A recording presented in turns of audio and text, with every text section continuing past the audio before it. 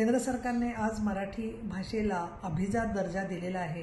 केंद्र सरकारचे सर्व नेते आणि विशेषतः माननीय पंतप्रधान नरेंद्रजी मोदी, आणखीन गृहमंत्री अमित शाह आणि संबंधित विभागाचे सगळे अधिकारी यांचं मी मनापासून आभार मानते आणि अभिनंदनसुद्धा सगळ्या मराठी जनांचं करते।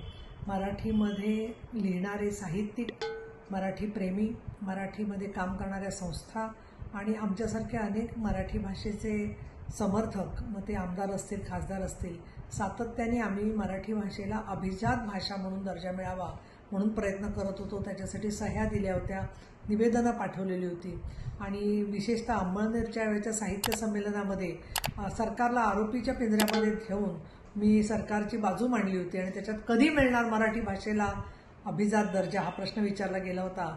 परंतु तो दर्जा केंद्र सरकारने देऊन मराठी भाषेच्या समृद्धीसाठी म्हणून खूप चांगलं पाऊल उचललेलं आहे।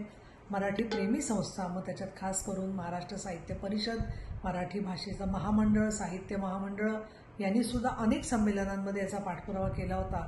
तर या सगळ्या मराठी साहित्यिकांचे आणि मराठी भाषिकांचे मनापासून अभिनंदन करते आणि कौतुक करते। खूप खूप धन्यवाद।